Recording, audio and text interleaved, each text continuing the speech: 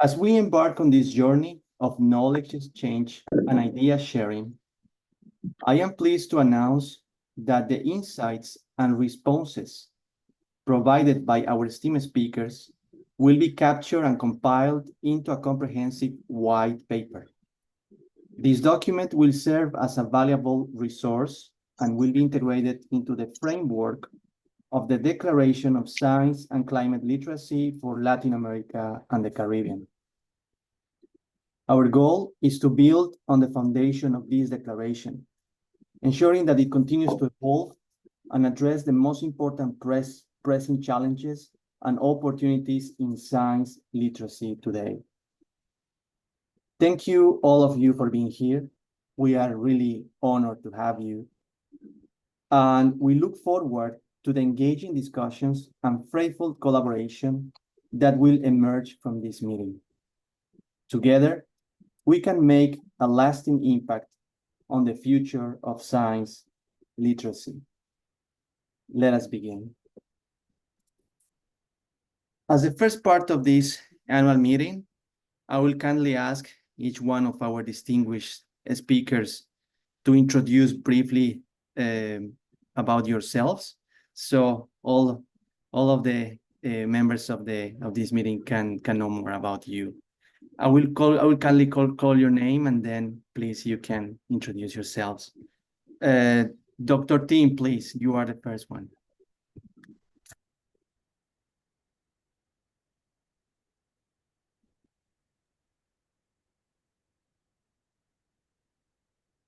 Sorry, can you hear me? Are you referring to me? Sorry, Marco? Yes, it's we're referring to you, Dr. Tim. Thank you okay, so much. because yeah, thank you. Right. Thank you, Marco, for inviting me, and I'm very pleased to meet with everyone online. My name is TM Lim. TM stands for Tit Meng, but it's easier to just abbreviate it as TM. Lim is my family name, so Lim is my surname. I'm a biologist by training, and I used to be a professor in biological sciences at the National University of Singapore. But since more than 15 years ago, I was invited by the Permanent Secretary of our Ministry of Education to come to the Science Center. You can see the background of my screen here, to be the Chief Executive of the Science Center with the intention of building a new Science Center, which I'm happy to say that we are now really breaking ground and starting the construction. And we are a state board under the Ministry of Education, and my role is to help promote science technology through our Science Center setting. So that is essentially my role as a CEO, and as a professor of biology, I used to teach developmental biology. And I've been involved in the Ministry of Education for curriculum revamp, and also in my role as the Science Center CEO, implemented the STEM applied learning programs for Singapore schools. Yeah, that's a brief introduction about myself. Thank you. Thank you, Dr. Lin. We're really honored to have you here. Our next distinguished guest is Dr. Leo. Please, Dr. Leo, the floor is yours. Hello, good morning, good afternoon, and good evening. So I'm Liu Zhenying from China. Currently, I'm in Shanghai. Normally in my working office in Beijing and Xiamen. Now my position, firstly, is the BRICS Business Council Scale Development, Applied Technology and Innovation Working Group, the chair. Second is the International Alliance for Scale Development and Technology Innovation, the president.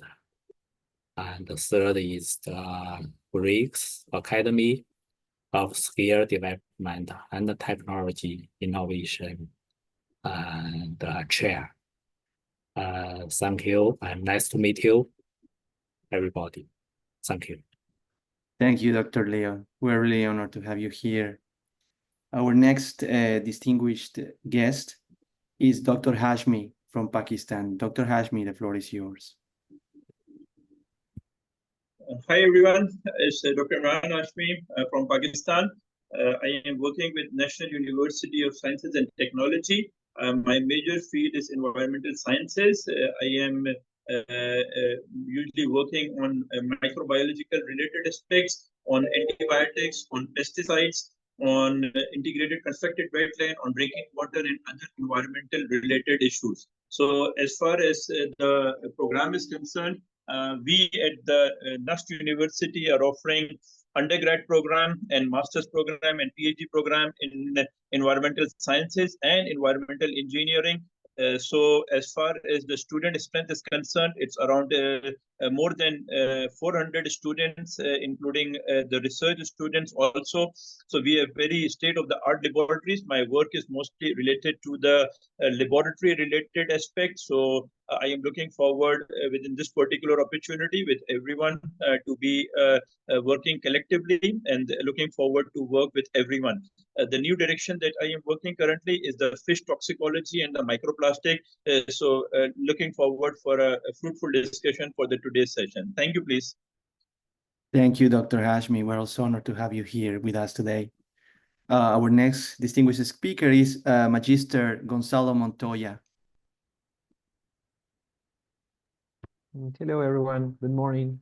For some who are here in American, good afternoon for the rest of you.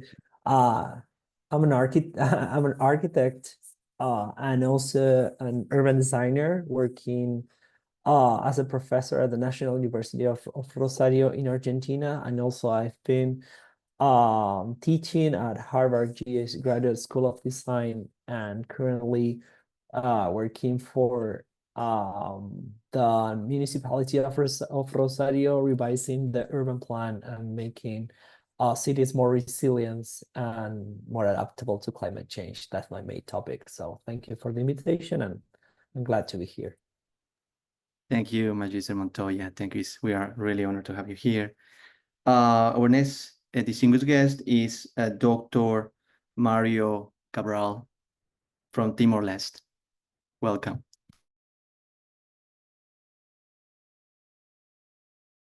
Oh, so excuse me, your microphone is muted. Okay, sorry. Good evening. Greetings from Dili, Timor-Leste. Thank you again, Prof. Mark. I am Mario. So my upbringing or background study as marine science and also in integrated coastal management and also ocean governance. Currently, I am as a founder and also a director for the Center for Coastal and Marine Resources Center Studies in Timor-Leste, and also part of the National Ecosecurity System as an international contact person for Timor-Leste. Currently, so I think that's all for my part. Thanks. Thank you and welcome, Dr. Cabral. We're honored to have you here. Our next distinguished speaker is Dr. Wade. The floor is yours, please. Thank you. Hello, my name is Desiree Weda Chike. I'm from Benin, West Africa. I'm a civil engineer, but right now I'm in China. I'm working in University of Taizhou, Department of Civil Engineering and Architecture. And I'm also liaison officer for Andean Road Countries for Science and Technology for Benin. Thank you. Thank you. We're honored to have you here, Dr. Wade. Next one is Professor Douglas De Castro. The floor is yours, Professor. Hello, everyone. My name is Douglas De Castro. Originally, I'm from Brazil. Right now, I am a professor of environmental law in Lanzhou University here in the Gansu province in China, where I teach to graduate students international environmental law and international trade law, but most of my research is connected to international environmental law, specifically new approaches to international law, such as third world approaches to international law or trans-civilizational perspectives of international law. I'm looking forward to discuss with you these topics. Thank you. Thank you and welcome, Professor Douglas. Thank you. We're really honored. Well, and finally, we have Professor Perez and Professor Ojeda from Colombia. Please, the floor is yours.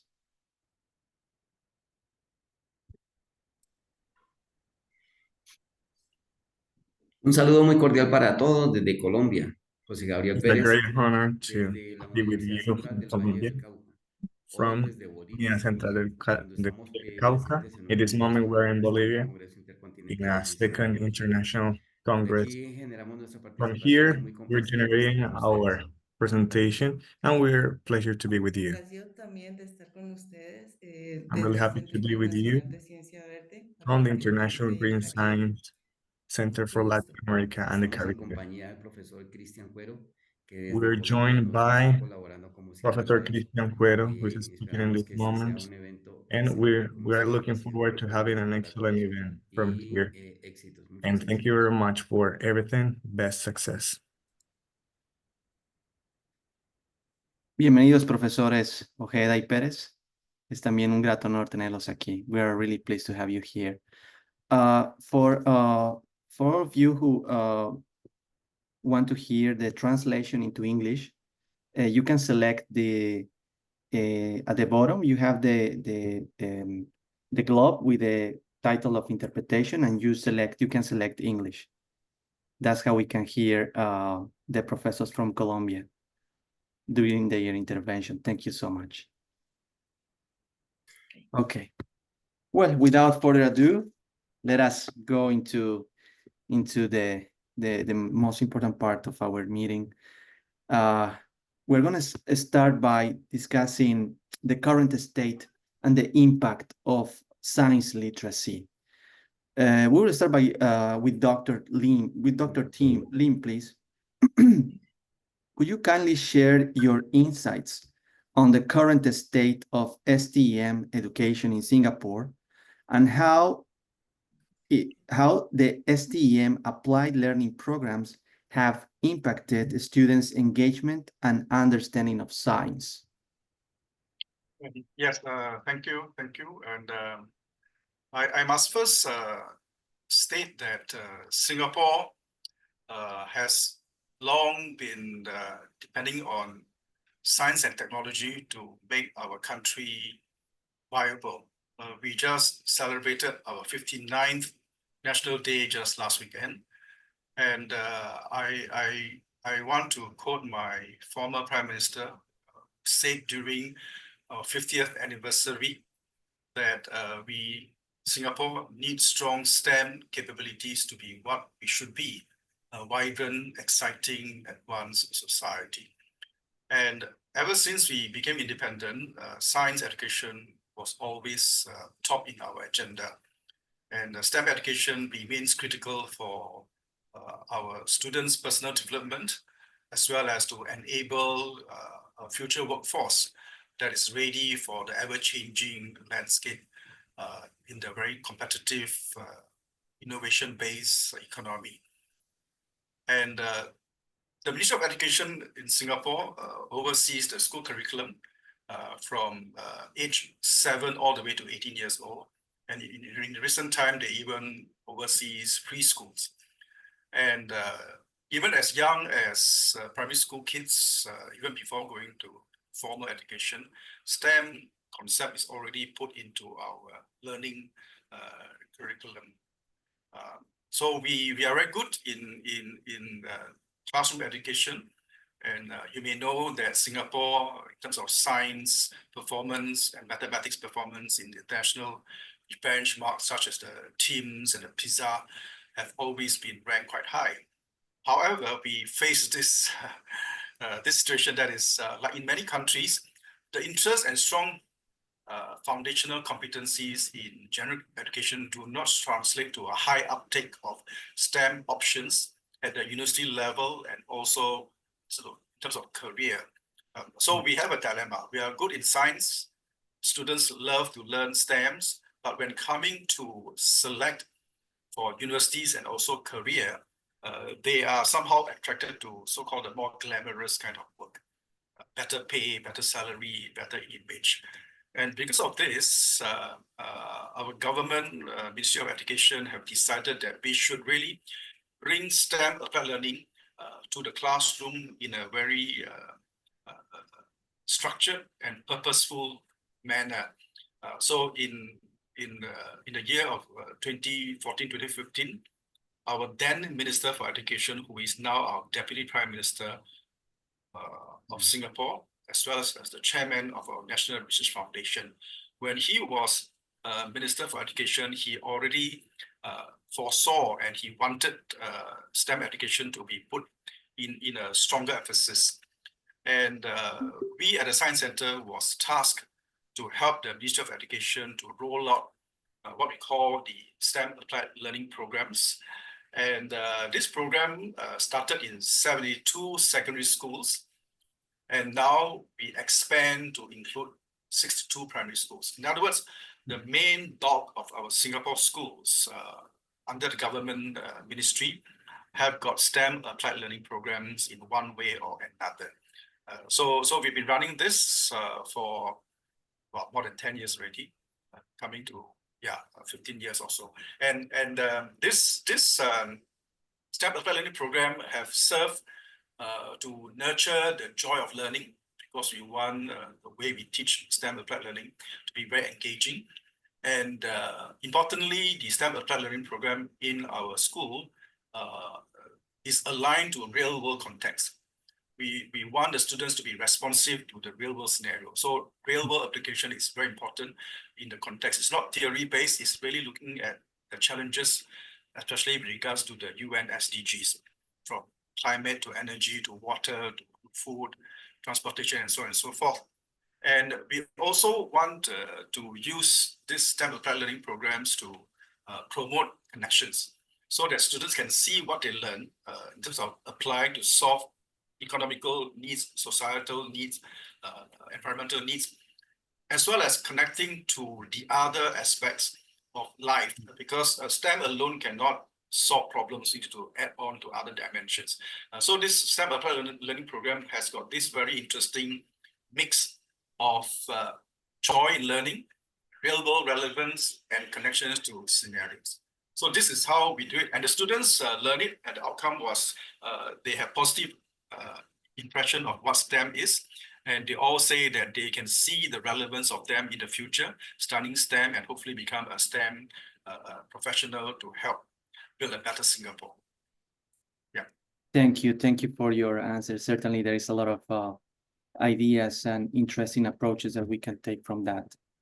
We will invite Dr. Zhang, who unfortunately can't join at this moment because of some technical problems, but she was very kind to send us her video.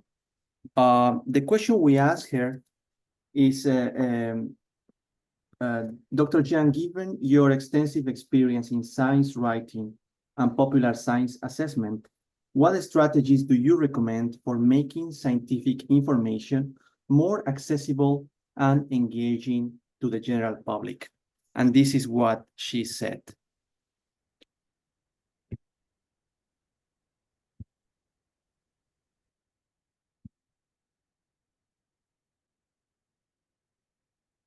Culture. There are three main ways of doing it. So one is to extensively conduct science popularization activities.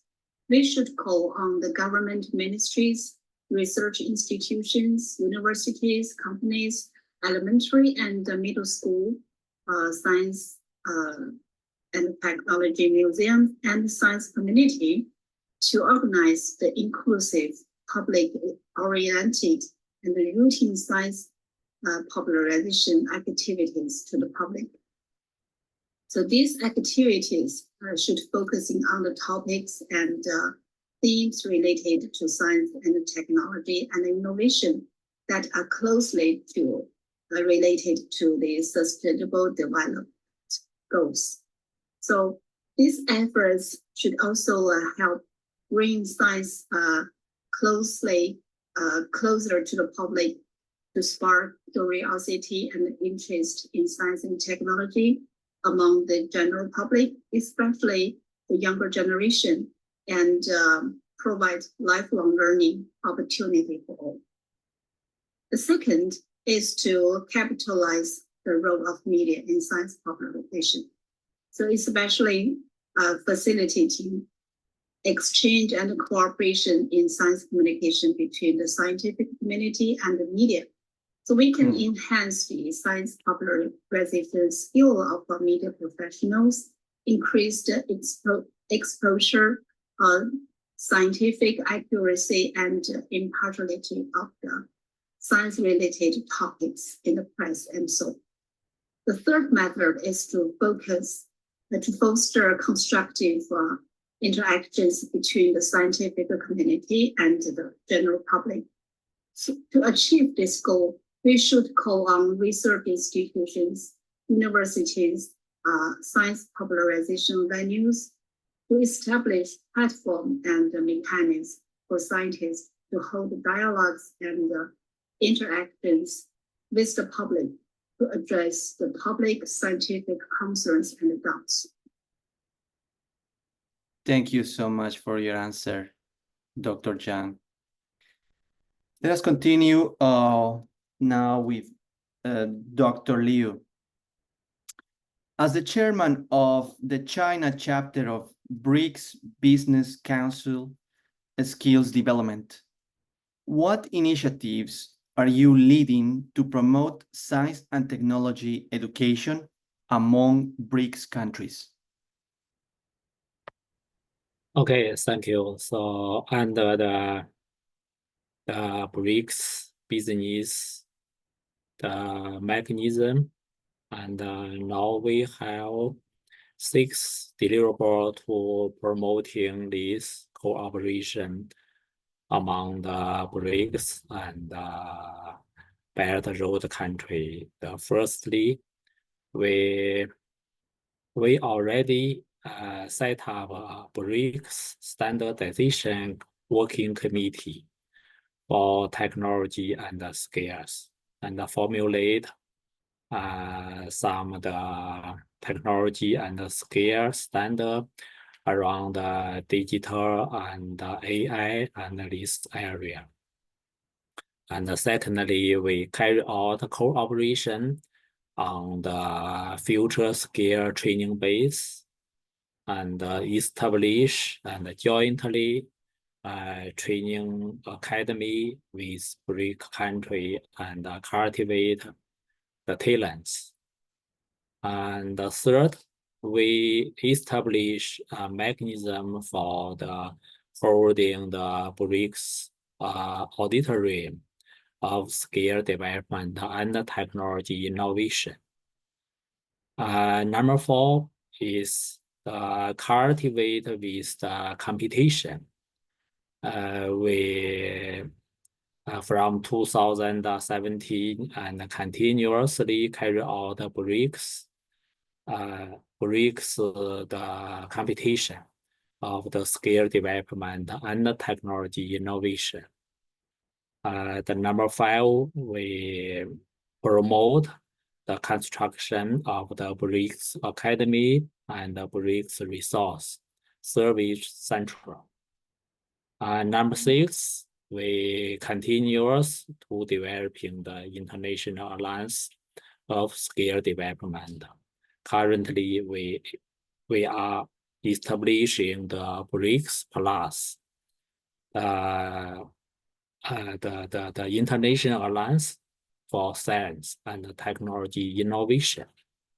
Okay, that's all. Thank you. Thank you, Dr. Leo. Magister Montoya, your work on urban climate resilience is highly relevant today. how do you integrate scientific literacy into urban design to build more resilient cities? Well, thank you for the question, and I think it's very challenging. But I briefly take 2 points here. And I would say, like, the first one is by introducing scientific literacy, it's really helpful to develop urban plans. And in my case, it's fundamental as a tool to support your ideas, to say, okay, this is what I'm thinking, but I have a lot of people behind me that are thinking similar things. So to make your discourse, in my case, my urban plan or my urban resilient plan or whatever urban aspect you want to develop, urban like scientific literacy is very useful to make your plan more robust and demonstrate that you're not alone in this conversation, but in every conversation. So I think like it's very important in that way. And the second, I think, like especially urban climate resilience, because it's such a it's an interdisciplinary discipline. It's not only talking about cities, it's about talking about cities, systems, ecosystems, and so you name it. So you need, and there's a special need to look outside the discipline, like not just to look at your own field that you feel comfortable. So a best way to do it is to start looking outside the discipline. And a good way to start looking outside is basically searching and digging into this scientific literacy. So to see not only what urbanists or architects are doing in that field, but also to doing what, I don't know, like ecologists, sociologists, biologists, ecologists. So it's, I like to make it a broader conversation about one topic. So I think those two elements are fundamental. First, to support your ideas and to back up what you're thinking and demonstrate that you are not alone in this conversation. And secondly, the idea of interdisciplinary and how you can start working with others and with others disciplines. Thank you. I think you're mute. Right. Thank you so much for your answer. Thank you. No worries. With a foundation laid on the current state and impact of science literacy, now we'll delve into effective strategies and methodologies for promoting science literacy. So, Dr. Lim, as the president of the Asia Pacific Network of Science and Technology Centers, what initiatives have you found more effective in promoting science literacy across different countries in the Asia Pacific region, please? Yes, I think one thing we agree upon is aspect as the Asia Pacific Science Center Network. We all have a common belief in promoting STEM and also promoting science literacy. So many of the things that we do as individual science centers or museum, and then collectively as a network, we always do with this intention of promoting science literacy. And because aspect is from a very diverse region, we have different languages, different cultural, different history, background, different ethnicity. But we all speak the same science as the universal language, just as it's expressed in different languages. But science, the principle, the phenomena, the problems we face in terms of climate change and survival of our blue planet are all common among all. So one way of us coming together to promote this is through, on one hand, quite a fun thing. For example, we have been running this international science drama competition. It started off as a Singapore competition, but then we later extended to members countries. We would have got African countries wanting to join in, but they couldn't fly in. So I think they took part in more on the online versions. So international science drama competition is a very interesting way to promote science literacy. The participants come from schools, and they all have to present a drama based on a common theme. Like, for example, the theme is on ecotourism, or the theme is on the importance of food security and so on, or nutrition and health and sports. So all the teams will compete, and then the national winners will come together to one particular city or venue to do the overall international science drama competition. So we just concluded our this year's international science drama competition. It was held in Beijing in China. So that's one way, using a very fun, engaging science drama competition to promote science literacy. And as a network, we also started to use online platform. We created a program called Share to Learn. So we share with one another, and then we learn together. And because of that, we even organize themes, like, for example, in the International Year of Old People, and we actually share how in different countries, different science centers in different parts of Asia Pacific, how they handle aging problem and how they promote science literacy and application of STEM to the aged population. So this is what we call Share to Learn. And we also organize master classes for our emerging leaders in science communication. And this, we had held it once in the Philippines, and last year it was held in Thailand, and this year it's going to be in Thailand again. So these are the kind of events that we make. And of course, we also move into co-creation of exhibitions, such as Rise for Life. I think co-creation of science exhibition also help us to promote science literacy among different members. Thank you. Thank you. Thank you for your insights, Professor Lim. Dr. Zhang, how has your organization, the China Research Institute for Science Popularization, contributed to international cooperation in science communication, and what future projects are you working on this field?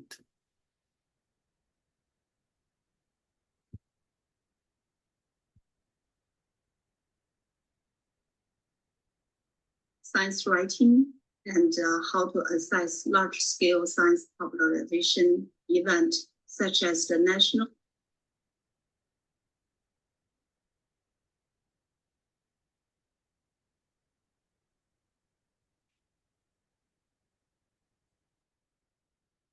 So, as you may already know that CRIS is affiliated to China Association for Science and Technology. So CRIS has playing a supportive role in promotion of international cooperation in science communication.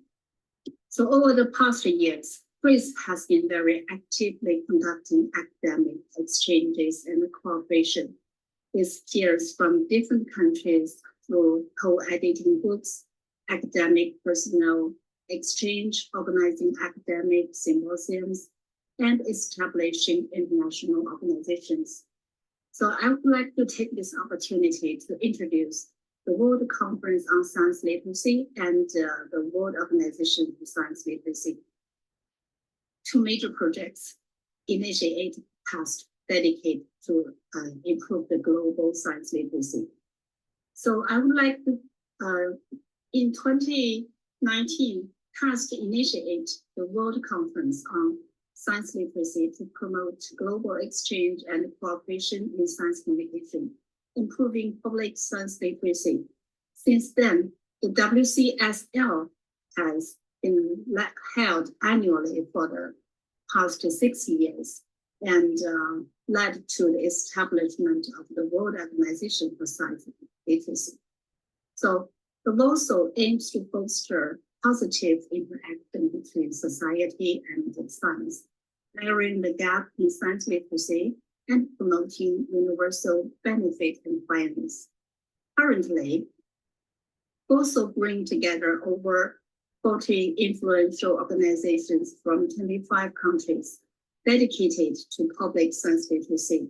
Since 2020, under the leadership of the Warsaw Preparatory Committee, more than 20 member organizations have engaged in various bilateral and multilateral projects, including research on evaluating public science literacy, the Belt and Road teenager maker camp and a teacher workshop, international contest of creative popular science videos, and science popularization resource sharing. Chris is one of the founding members of the WOSO and currently hosts the Secretariat of the WOSO Preparatory Committee. We will do our best to support the launch of the WOSO and its future operations as the world's first and only international organization specialized in improving public science literacy.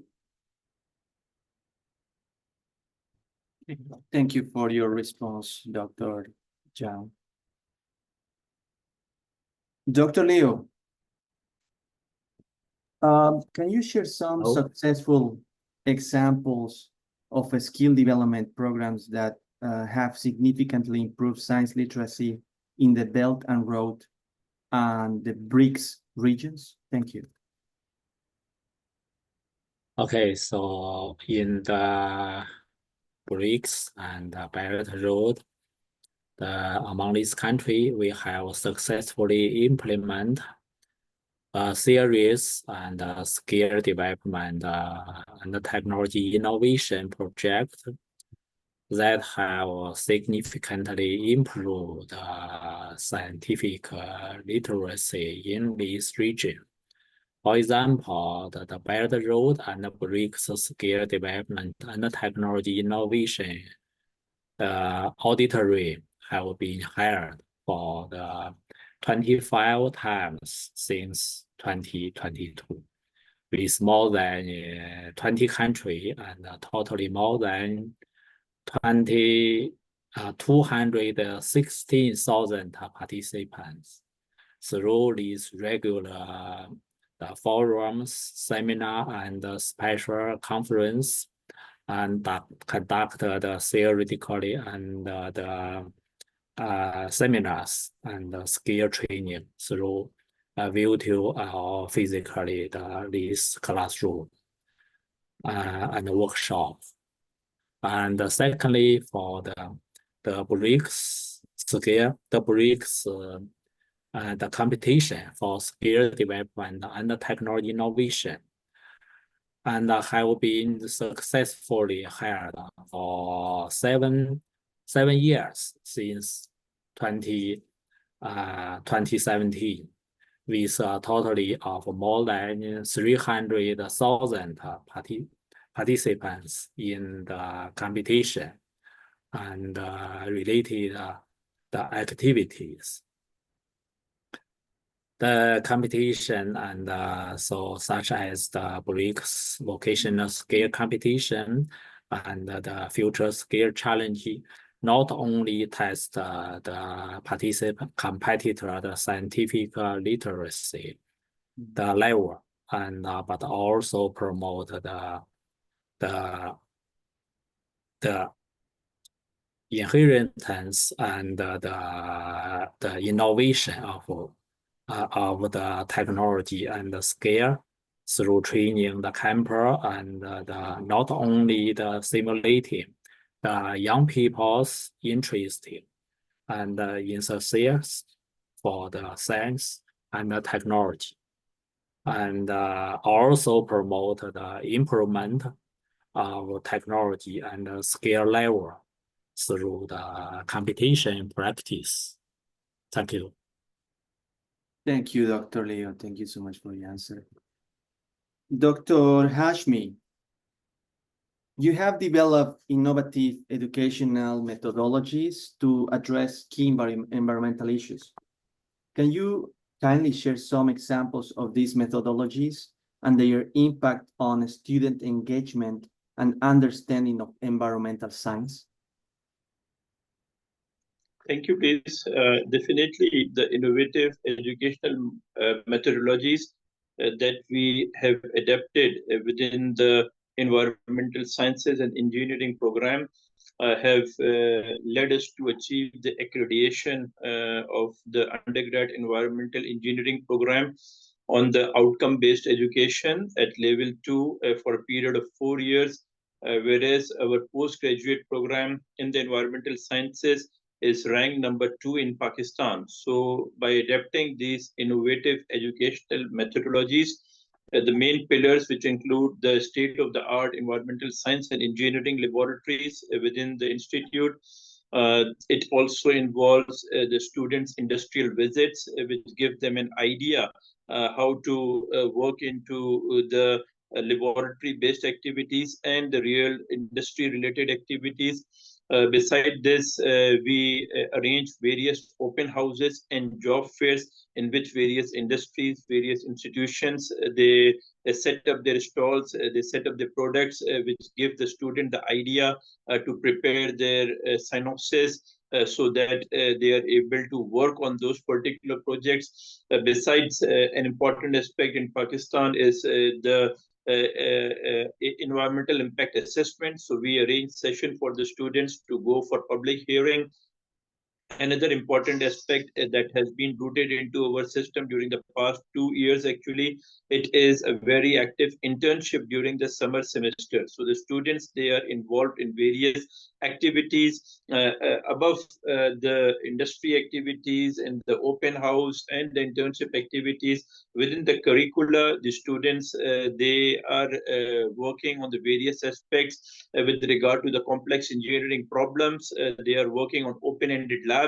We arrange variety of the guest lectures. We are arranging webinars. Similarly, besides all the academic activities, there is a student involvement in various clubs. For example, the environment club, a variety of the community engagements, and the other sports related activities. So to the best of our educational system at National University of Sciences and Technology, we have been adapting the innovative educational methodologies which have inculcated students with the knowledge to apply in the real world scenario, and that make them excel within the professional career upon completion of the degrees, and ultimately they will contribute towards addressing the environmental challenges. So this is just a beginning, and definitely with the partners that we are currently working on, we would be able to learn from them, and definitely we would be able to incorporate into our existing system, and that will further innovate and improve the quality of our educational methodologies. Thank you, please. Thank you, Dr. Hashmi. Dr. Wade, you are coming from Benin. What strategies do you recommend for enhancing science literacy among the young people in developing regions? Thank you, Marco. To answer that question, maybe I will share one experience that I had a few years ago when I was working for the Ministry of Environment in my country, Ministry of Environment, and I was a young engineer. I was sent to a village to build like an office, administrative building. So when we got to that village, it was my first time to experience such a thing because I was raised in a city. So I was surprised to see there was no electricity. We couldn't find some clean water. There were no clean cooking. So everything was so rough. So with one NGO, we ended up having a project to build a borehole project. So to get access to underground water and then give them clean water. And that was something good that we did. But the problem is after we give that project we give the opportunity for the local population to start using that water, they started wasting the water because after all, it was free. So we were like confronted to that situation where we have now to educate them, like water resources are limited, so we should take care of them. We shouldn't waste. So this is how we came across how to make science popularization. So because we were in a situation where most people were uneducated because the literacy rate for that in that village was very low. So what we had to do is just like Mr. Gonzalo was saying, we have to collaborate with other people, interdisciplinary. So we have to look for journalists, for media, people that they could talk to. And because me personally, I couldn't speak the local language. So we had to go to the students go to the students, talk with them, educate them what is SDG, what is clean cooking, what is green science, all those things. So educate the children and then ask them when they get home, they should also talk to their parents, to the old people. And after that, we also bring in some kind of small conferences. We have like interpreters just to make them get aware of what is going on, what is global warming, why water resources are limited, why they shouldn't waste electricity, why they shouldn't keep cutting wood for cooking, and so on and so forth. So it's quite difficult where the literacy rate is low, but those are some strategies, working closely with the local government, with the authorities to educate people. Yeah. Thank you. Thank you so much, Dr. Wei. Yeah, definitely. Different stakeholders' collaboration is very important to promote science literacy. Professor Perez, how do you integrate engineering principles into your project for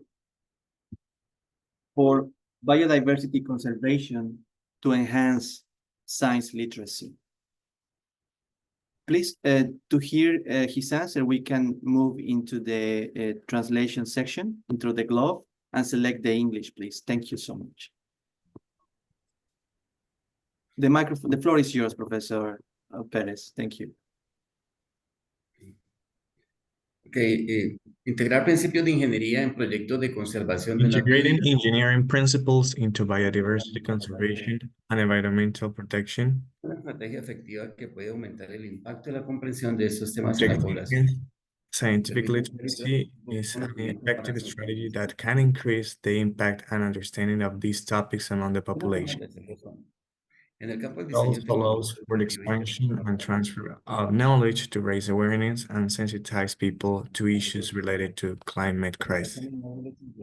Para crear plataformas robustas, intuitivas y atractivas. Esto implica el uso de Global técnicas de engineering diseño techniques are applied in the development of video games and mobile and web applications to create robust, intuitive, and attractive platforms.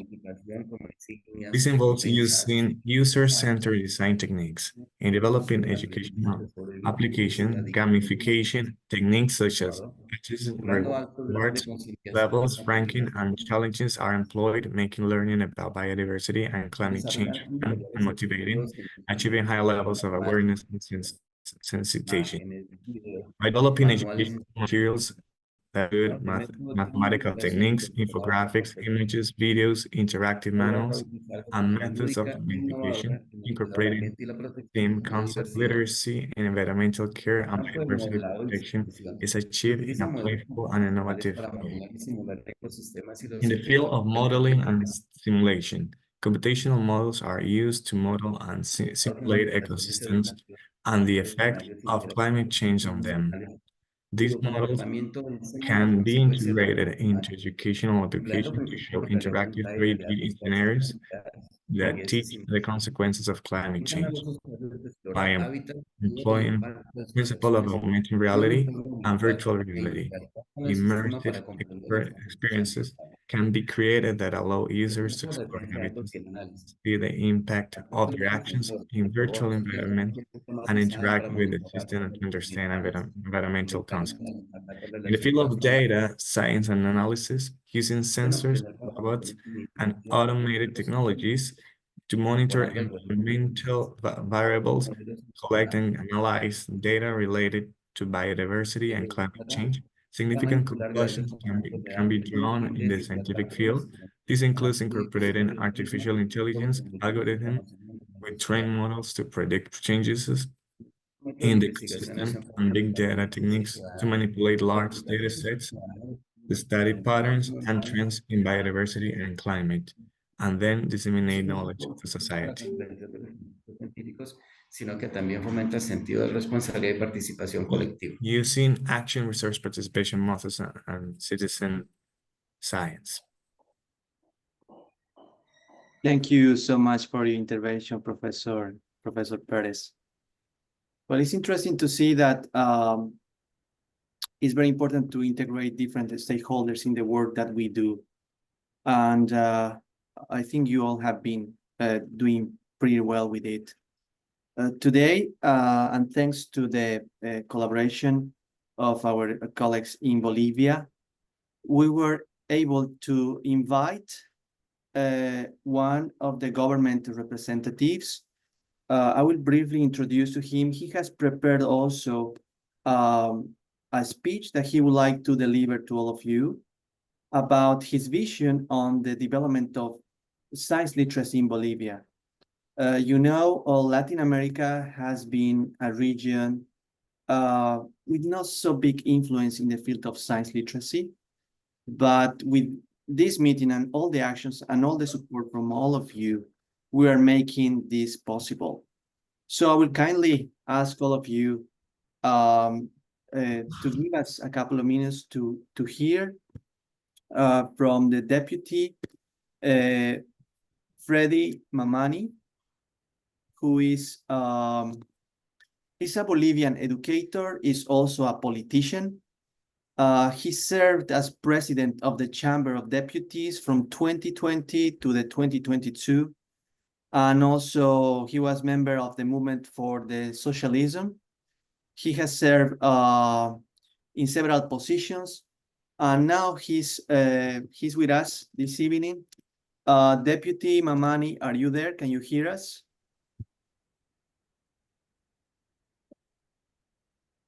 Deputy, it's good to see you. Good morning, buenos días. Muy buenos días. Buenos días, gracias. Sí. Please, if you want to hear his speech, we can also go to the English channel, okay? Señor Mamani, adelante, por favor. Muy buenos días. Primero saludarles a cada uno de ustedes desde el Estado Plurinacional de Bolivia. Estamos acá Good morning. presentes It's a real pleasure para to poder meet plantear sobre you. este tema tan importante como It's es a la great pleasure to alfabetización talk about tecnológica this en important Bolivia, topic de un about the hecho technology that we que can muy have here in vistos en Colombia. la historia misma de su nacimiento y de su creación de esta querida patria. Y resulta que en In Bolivia, like other 1955 Latin American recién countries, shares hemos a podido historical lograr una experience educación that universal gratuita hindered para the toda la education of población indigenous boliviana. peoples, Y notably parte de during esto, the colonial period. paulatinamente Both the ingresó, pero sin colonial era embargo, and the los subsequent bloques del republics pueblo denied colombiano en and su momento tuvieron prohibited grandes access to dificultades para poder education for implementar una indigenous educación people. que In Bolivia, realmente until esté a la altura 1955, de lo que el indigenous pueblo people were requiere. not allowed to Se ha receive ido an descuidando por la education. cantidad mayoritaria This de restriction políticas halted de the gobierno. advance of knowledge Resulta que that la had not educación ha that sido had been descuidada, developed in the Inca marginada, and Aztec cultures, particularly in the especialmente fields such para as la medicine, gente gastronomy, indígena y además la geography, and población and mujer en agronomy. nuestro país. En ese sentido, muy Bolivia's curioso colonial que experience el primer suggests Congreso that Educativo without colonial llevado a cabo en authority, social, scientific, and 1995 aquí, technological es el primer development Congreso would have Educativo en advanced Bolivia que further as ha the tenido que tener algunas repercusiones, pero una democratization educación of totalmente education in Bolivia enfocada desde el only exterior began in para 1955. By the que second esto half no of es the 20th solamente century, para Bolivia had a ponerse largely manos de illiterate obra barata. population. The Esto es lo Republic did not que prioritize tenemos en Bolivia, investing in pero education bueno, research centers or por las universities. grandes While the luchas que rest of the tenemos world ahora progressed through scientific research and determinan technological changes hitos históricos addressing muy social grandes y problems, profundos en Latin nuestro American país, countries ha hecho que were nuestro still hermano Evo not Morales investing Jaime in asuma como science, which presidente del may Estado explain their plurinacional y a technological partir de dependence. esto se ha Another reason lanzado for la this educación technological dependence is universal the lack gratuita of y además investment in scientific obligatoria a research, nivel brain, primaria, brain secundaria, drain, y se and the va a absence of implementar a culture bastantes of science. cambios In Bolivia, educativos. scientific and Pero eso hasta este technological momento no advances es suficiente, are largely sino más bien unknown, making solamente nos scientific hayamos literacy quedado not just an con education implementar option, una but educación a historical basada en la necessity lectura y for social escritura, pero development. Bolivia's definitivamente scientific and descuidando lo que technological dependence es el in all tema civilizations and cultures, de la science and scientific knowledge alfabetización ha have sido been the esencial. domain of Este a es few un gran individuals. reto que The tenemos en nuestro majority of país, the teniendo en population cuenta que was Bolivia unaware of his tenemos knowledge, los which recursos was not naturales democratized. más Today, the grandes situation y has changed with the reservadas en explosion nuestro of social país. networks Entonces, lo que and sí then necesitamos en the este advent momento of the es que internet, la which has educación broken down barriers to knowledge dissemination. However, in para countries que like Bolivia, these phenomena pueda are rare. generar en esta nueva One of etapa Bolivia's emergente que se challenges está in this formando, industrialization que project esté ya is con its visión lack of investment científica, in education tecnológica, and y scientific ese es el research. trabajo que estamos Industrialization cannot en este occur momento without emprendiendo scientists en who un plan promote inventions nacional de educación based on the que potential está of avanzando, local pero raw creemos que materials vamos a tener in fields muchos such as resultados, medicine, battery technology, sí, and food. pero no This hay las reality bases makes Bolivia dependent suficientes on para scientific poder research avanzar and en technological nuestro from país. other En este cultures. momento sabemos muy bien que la tecnología realmente ya In llegó a developing muchos countries del mundo. with Entonces, lo que different models of necesitamos es life, the aprovechar esta construction y al mismo of a tiempo scientific formar esa culture nueva and generación integration que of esté scientific incluida desde literacy la into the ciencia y tecnología. educational Eso es lo curriculum que at all puedo levels indicar is a desde nuestro estado historical plurinacional necessity. de Bolivia. Muchas Currently, gracias. scientific literacy is not implemented at a macro educational level in Bolivia, but it remains a dream. This project in a country without science or technology would significantly promote science, which is essential for Bolivia's industrialization. Thank you so much, Deputy Mamani. It's really good to see you here, to have you here, to also know about your ideas and your position regarding this topic. I know you are very busy. I know you have a meeting also in a couple of minutes. So we thank you really for joining us. Thank you so much. As we move forward, now let us talk a little bit more deep into this cultural and also this context that influence the science literacy. And for that, let us hear the opinion of Dr. Cabral.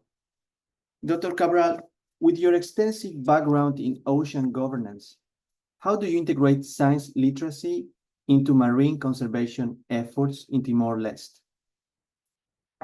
Okay, thank you. I think this is very challenging in Timor-Leste now as a new emerging country in Asia and the Pacific.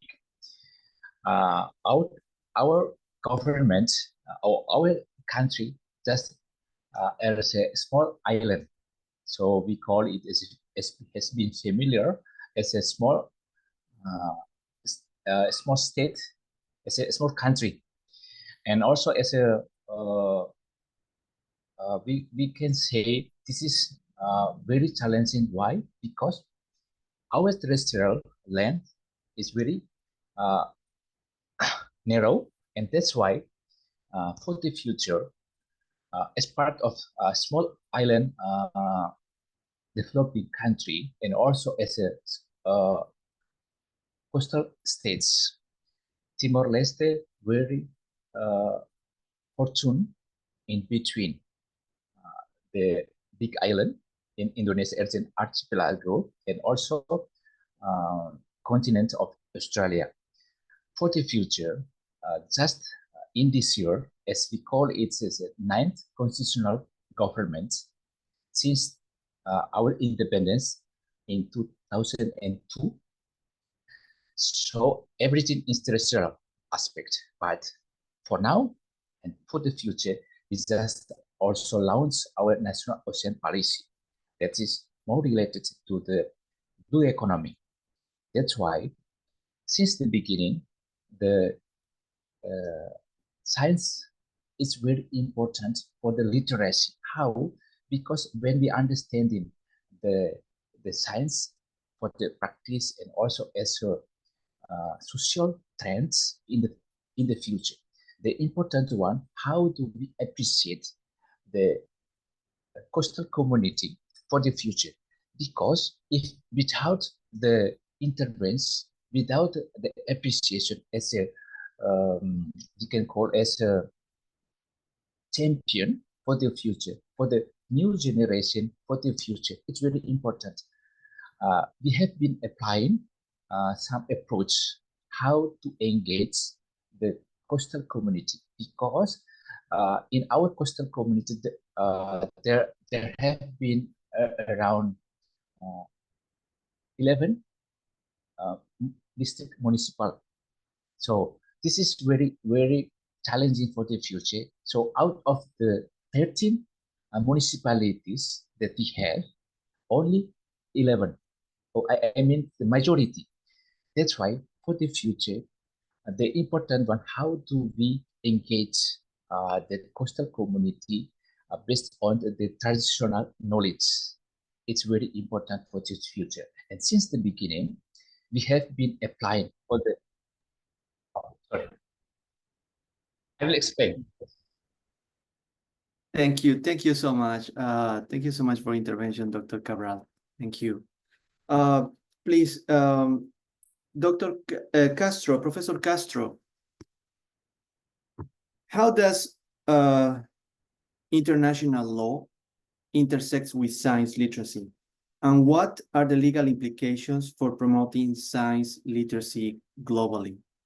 Thank you. Thank you, Mark, for the question.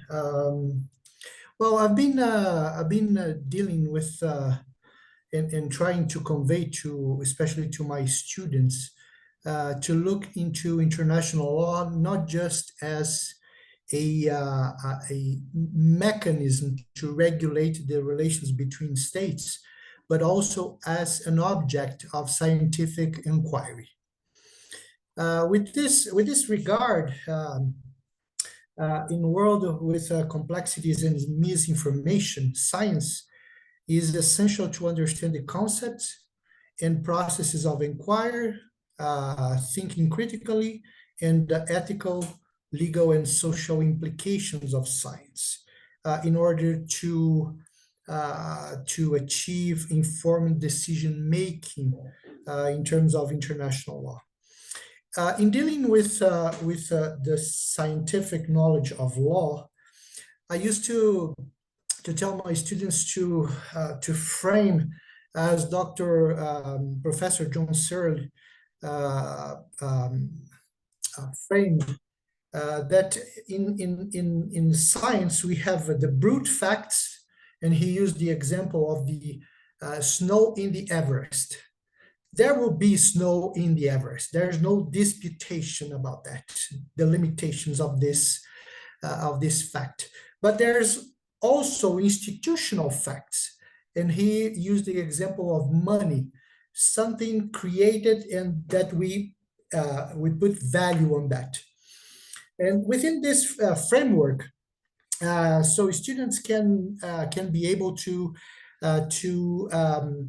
deal with the relationship between international law and international politics, which are related, and sometimes we tend to understand that there's only politics and no law, sometimes, especially nowadays. To that effect, international law provides a framework that encourages the dissemination and sharing of scientific knowledge through international norms. This is essential for, as I said, for informed decision-making, especially in areas such as environmental protection, public health, and sustainable development. All these areas are very dependent on natural scientific knowledge.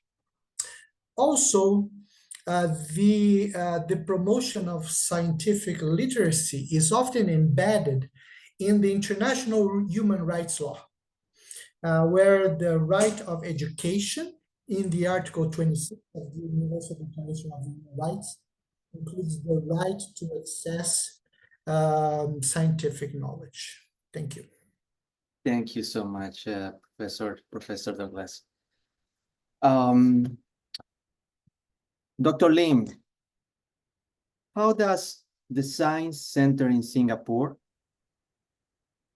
integrate local cultural elements into its exhibitions and programs to make science more relatable and engaging for the public? Yeah, it's an interesting question because typically we look at science as science. But in Singapore, we believe that you can see science in everywhere. So among some of our initiatives, we have done a very successful series using our transmedia. Transmedia meaning you use all kinds of medium, from electronic to video to literature writing, and science experiment. And together with our Science Center team and the Singapore Chinese Culture Center, 2 years ago, we embarked on a joint program called Culture Science Investigation, CSI. And as you may know or you may not know that eating is #1 pastime, national sports in Singapore. So we actually make use of the exhibition in the Singapore Chinese Culture Center where they showcase different kinds of traditional food. And then we use science to investigate why is the food prepared in such a way. So we conducted an experiment and we performed the particular show in both English and Chinese language. So that's one good example of integrating culture and science. And we also organize evening talks for adults called Science Cafe. And it is a talk with dinner, with sometimes with wine also, or with beer, and to go along with professional people coming to talk. And they are not necessarily scientists, they can be artists, they can be lawyers, and they can be practitioners. So topics we discuss during Science Cafe can range from aging to pandemic to vaccine development to astronomy and culture. Another thing that we do quite well in terms of promoting is through our Untamed Festival, where we look into things that are in our society, for example, food security, conservation, marine conservation. And this year, our theme is going to be on mental wellness. So this is, again, not just purely science, but has got cultural practices and lifestyle. We are going to open a new exhibition in collaboration with our bioethic advisory committee. And this is a bioethic exhibition entitled We Could, But Should We? Because biomedical sciences have enabled many different kinds of intervention, and some of them may age on. Culturally, is it acceptable to do this? And ethically, is it good for us to move into this domain? So this particular exhibition will be open soon, is to really bring out the impact of science and technological innovation to the value, the philosophy, the belief in our society. Another good example of our science with cultural practice merged together is the climate change exhibition. And we have an object theater. And in the object theater, we talk about the science behind climate change and what kind of research is being conducted all over the world. And also we have a gamified exhibition to ask ourselves as a user, do we contribute towards climate change? Yeah, so these are some examples we use in the Science Center here. Thank you. Thank you so much, Dr. Lim. Dr. Liu, how do you envision the role of applied technologies in enhancing science literacy and fostering sustainable development? Okay, so in my opinion, the applied technology plays an important role in improving scientific literacy and promoting sustainable development. Firstly, the applied technology can transform complex scientific principles into knowledge and skills that are easy to understand and apply, thereby lowering the threshold for scientific learning and increasing the public's interest in and participation in science. And second, the continuous innovation and the development of applied technology can promote industry upgrading and transformation and provide new impetus for sustainable development. For example, in the field of environmental protection, energy, and medical care, advanced applied technology can help us more efficiently solve problems such as resource shortage and environmental pollution, and achieve coordination development of economy, society, and the environment. So therefore, we should actively promote and apply the advanced technology, strengthen scientific and technology education and training, and improve the public scientific literacy and ability to apply the technology. Okay, thank you. Thank you. Thank you so much, Dr. Liu. Dr. Wade, as a civil engineer focusing on sustainable infrastructure, how do you promote science literacy in developing countries to support green investment and renewable energy projects? Thank you, Marco.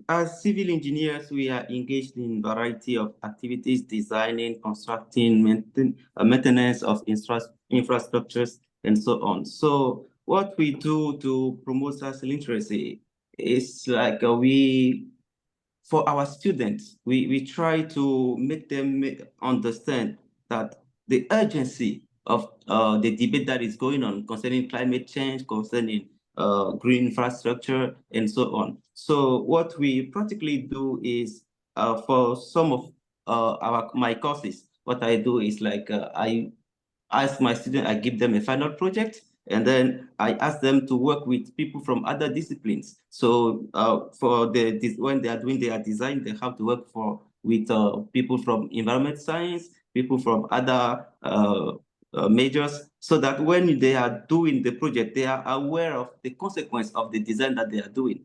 That road, that building that they are going to do, what is the implication? So it forced them to be aware of what is going on. So they are aware of environment stewardship, they know what is resilient infrastructure, cost saving, how to design buildings, and when the maintenance aspect comes, they won't be wasting much energy, and so on and so forth. So I would say this is some of the things that we do with them. And also back home, we have some forums, some conferences when we put our students, and then we invite some experts to discuss with them, to give them direction, to know what is going on, exactly like the jobs in the future, how things are going to be if we are not taking care of our resources, what is going to be the implication. And most of our students also have access to some information online, but what we noticed is like the information provided online are sometimes not given by experts, not given by scientists. Sometimes it's just the journalists that do some research and then give some information out there. So we have to make some conferences, like forums like these ones, to talk to them, to be sure that the information they have, what they think they know about green science, what they think they know about sustainability, that this is the real thing that is going on, not just some random information that they get somewhere. So these are some of the things that we try to implement. So they are aware of, they are not only profit minded, but they're also sustainability minded. Yeah, thank you. Thank you so much, Desiree. Dr. Zhang.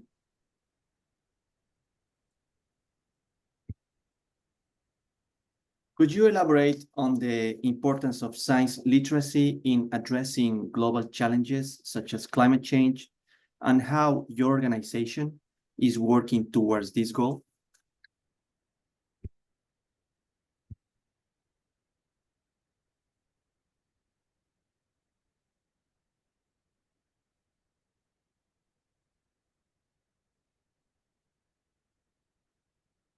My understanding, being scientifically literate means that citizens can understand necessary scientific and technological knowledge, can grasp basic scientific methods and employ them in their daily lives to solve practical issues, possess a scientific mindset for viewing life and the world, and appreciate and celebrate the scientific spirit. So science literacy is the foundation for nurturing innovative talents in science and technology, facilitating the transformation and the commercialization of the technological innovations and enhancing public understanding, trust, and support for scientific and technological developments, which in collaboration with other factors will ultimately create solutions to address many global challenges, from climate change to food security to artificial intelligence governance. This is why many countries are attaching more importance of improving public science literacy. For climate change specifically, our home planet is facing many climate changes and extreme weathers. I think the public having an adequate knowledge and understanding of these challenges is the prerequisite for bolstering the public's rational support of science and taking actions to address climate change, both in everyday life and even in the policymaking process. Therefore, we must facilitate the communication of science and technology worldwide, bridge the imbalance in the development of the public science literacy for different regions, gender, and demographics, and enhanced overall science literacy for all. CRIS has conducted national surveys of citizens' scientific literacy since 1990s. So in our latest surveys, we have included the public attitude toward climate change as part of the questionnaire. I believe when making policy decisions and the programs regarding science communication and literacy, it is always important and helpful to have accurate, consecutive data to support these efforts.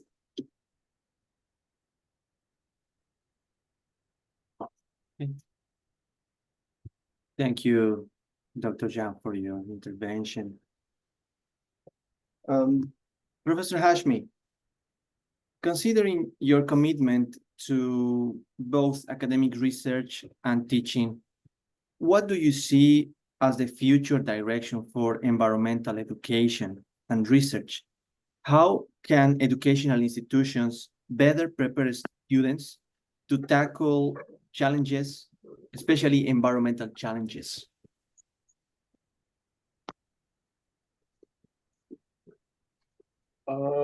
As far as the future directions in environmental education is concerned,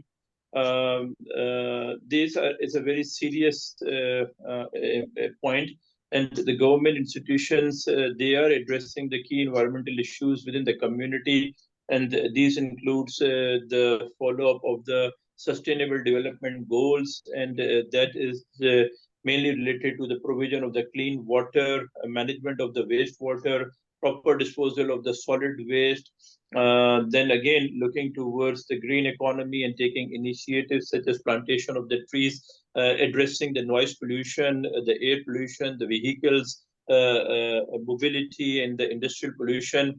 And the important thing is the regular monitoring of the filtration plants. That is important thing. The disposal of waste into the rivers, the lakes, dams, uncontrolled use of pesticides, and looking into the treatment options with regard to the antibiotics. And so in Pakistan, the major problem that we are facing, it's the non-implementation of the laws actually that has not been implemented, which are not being enforced actually, and that's why the havoc is everywhere. So if the government take stringent measures, the laws which are already being written, but they need to be enforced actually, so that is a major challenge that need to be addressed on priority.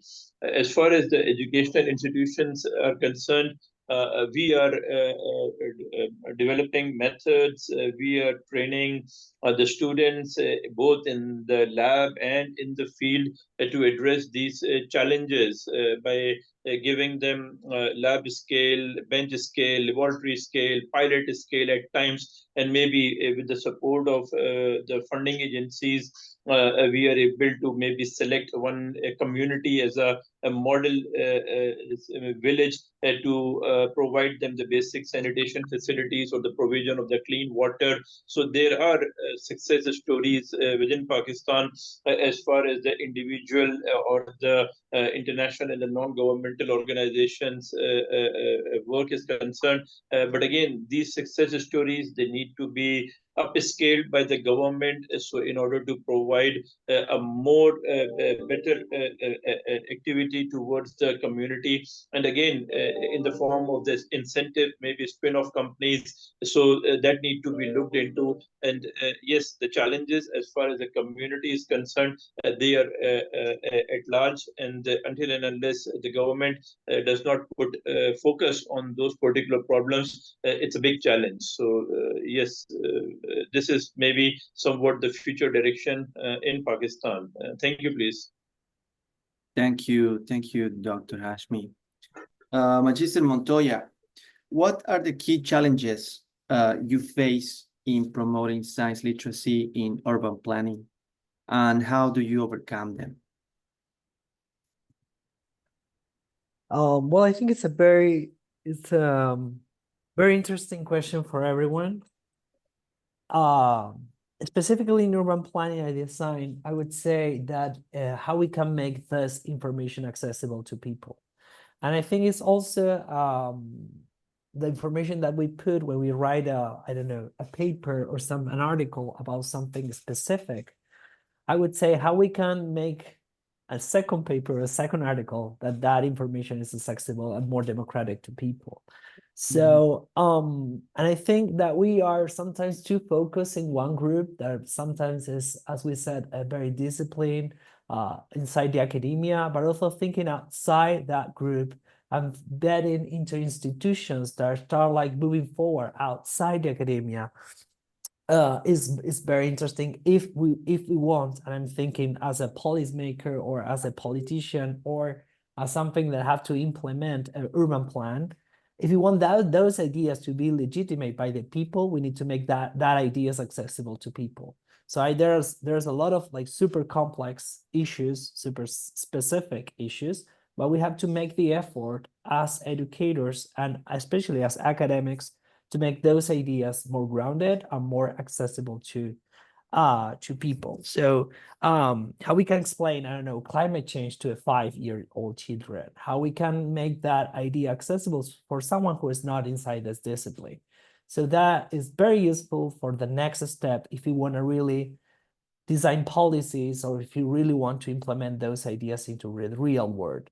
Because if not, they're very interesting, they're very specific, but also they are like inside or they're clustered in one space.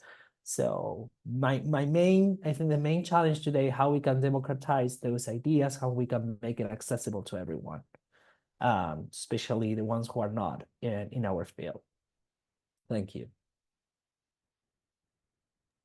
Thank you so much, Magister Montoya.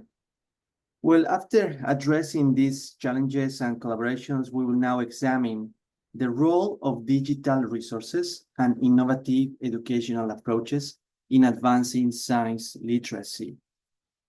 Professor Ojeda, can you please discuss the role of digital educational resources in promoting science literacy and how they have been received by different communities?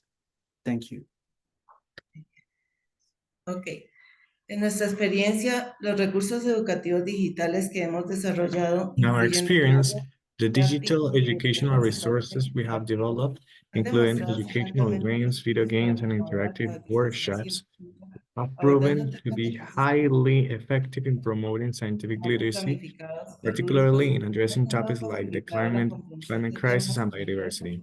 These gamified and playful formats have not only facilitated the understanding of complex topics, but have also been well received by the public. The use of interactive and dynamic tools has optimized the learning process, making the content more accessible and engaging. Children and young people have been particularly receptive to these digital educational resources, especially the educational games and video games, which have been proven effective in teaching complex concepts in a fun and easy way within communities, schools, and universities. Some experiences with these digital educational resources include digital educational resources such as software applications, video games, and online platforms can be accessed from anywhere with an internet connection. This allows scientific literacy to reach remote communities. Participants in literacy programs can learn at their own pace, revisiting materials and activities as they wish, which is especially useful in non-traditional educational settings, allowing each person to assimilate knowledge according to their level and learning style. The interactive nature of digital resources such as simulations, video games, and practical activities increases participation and interest. The gamification included in educational resources helps maintain interest and motivation. Digital educational resources can be tailored to the needs of specific ecosystems, providing content and activities suited to particular situations, such as an endangered species, native to a region, or solid waste management in a community. The use of technology allows us to offer immediate feedback to participants, helping them correct mistakes and better understand concepts through knowledge check tests before and after each playful activity, making learning both fun and educational. In rural and remote areas where educational and technological resources may be limited, we have managed to provide access to scientific knowledge by applying citizen science concepts, adapting digital resources to cultural and linguistic contexts of communities to ensure their relevance and effectiveness. These communities not only learn, but also contribute their ancestral knowledge to scientific research and conservation of their local environment.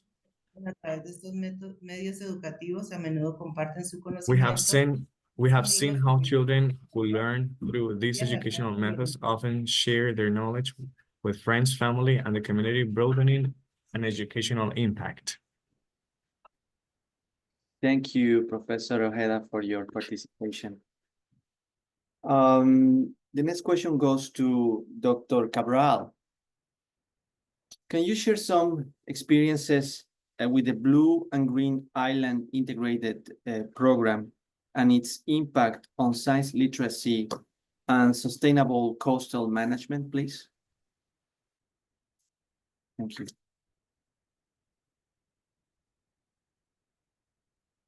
Oh, your microphone, please.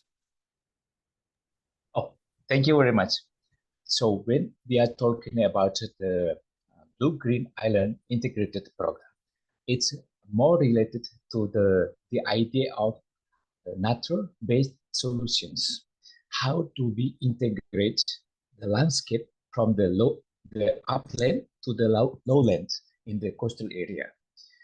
Because commonly the mindset is a project-oriented only. It's Timor-Leste. There are so many government counterparts, but since the launching of this idea, hopefully the programmatic issue, the continuation of the program for the government will maintain the idea how to we maintain or to protect our environment, and then we can achieve our economy, and the future will be social or cultural achievement as a part of the sustainability itself. So based on this experience, we have been more dependent on the ocean economy. So this is around 87% of the GDP that we really depend on the oil and gas for Timor-Leste. But currently, we will be focusing on the how do we protect our nature in the coastal area for the future, because without the conservations, and ignore for only for the economy perspective, there will be environmental entropy in the future. This is not good. So based on this experience, we are not only for the linear economy, but also the circular economy. So our government just do this as a part of blue economy development. So we have been identified in the six subsector. So one of them is more related to the tourism sector, the ecotourism. So the experience is how do we change the mindset from our people for the future to engage, as I say in the beginning, to appreciate them. So we have to find the champion for the future, because the idea will be transmitted to the next generation. This is the idea for this. So based on the Blue Green Island, this is actually for the will be implementing in the next future in 2025. But this is good also how to integrate not only for the sectoral. Thank you so much, Dr. Cabral. Thank you. Dr. Wade, what are some successful projects in Benin that have improved science literacy and sustainable infrastructure development? Can you tell us some, please? Oh, okay. Thank you so much. So we have some successful projects like first the green schools. Green schools, what we call green schools. It's like we went to some schools. I was not part of that team. It was an NGO who did that.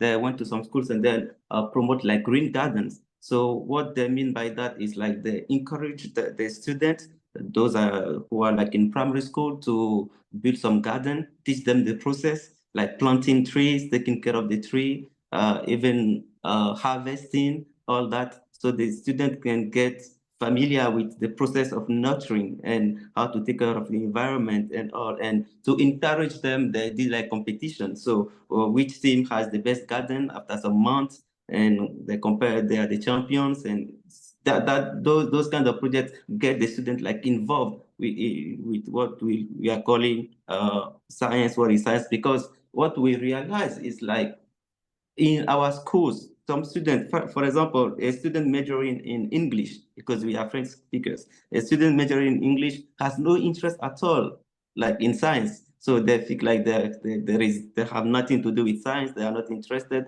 So those are ways that we have to use to put them like also be involved in the conversation. Also, in my country, there is that aspect of pollution, and for convenience, we use like motorbikes for taxi because of traffic jam and stuff. So we prefer like using motorcycles for taxi. And those motorcycles there are a lot of them, and they produce a lot of pollution and environmental problems. So what the government did is, with collaboration with some NGOs, non-governmental agencies, they promoted like electric vehicles, but two-wheeled vehicles, so electric motorbikes. So, and they make it so cheap, and they gave the opportunity for those people that are doing it as a job, the taxi drivers. So they make it available for them, and then there is a possibility not to like to pay a certain amount, and then maybe they expend the loan for 1 year, 2 years. So it becomes very affordable. So this is how another thing that the government tried to do to reduce pollution. And then by that, what they do to encourage people, to make them aware of like pollution, what is the consequences. So science, we need science. So that's why we bring you those kinds of motorcycles. And yeah, so let me stop there. So let me focus on those two projects. Thank you. Thank you so much, Desiree. Dr. Castro, can you share some examples of international agreements or treaties that have successfully integrated science literacy principles, please? Sure, I can provide several examples. The first that comes to my mind, it is the Convention on Biological Diversity, signed in 1992. The convention promotes public awareness and education on biodiversity, especially recognizing the need for scientific understanding to inform conservational efforts of biodiversity. The second example, it is related to the Framework Convention, United Nations Framework Convention on Climate Change, specifically the Paris Agreement in 2015, more recent, which encourages educational initiatives and public engagement on climate science, recognizing that an informed public is essential for effective climate action. And in this regard, in those two conventions, I have to note that one of the most important instruments for awareness is the environmental impact assessment, which is a very complex document that we, as scholars, we need to translate. I had the opportunity to participate in one public audience in Brazil, in which the environmental impact assessment, it was provided one day before the meeting. It has 1,000 pages, and I couldn't understand almost nothing because it was so technical that it was impossible for me to understand, and for the local population, it was even worse. So it is our obligation to translate into a language that people that will be affected in terms of biodiversity or impact or climate change, how to understand what's being conveyed to them, or the scientific knowledge that is being conveyed to them. I can also, if I have 30 seconds, I can also give you, for example, the Universal Declaration of Bioethics and Human Rights of 2005, which integrates science literacy by emphasizing the importance of education in ethics and science in order to foster a global understanding on bioethical issues, which is connected to biodiversity. Thank you. Thank you, Professor Douglas.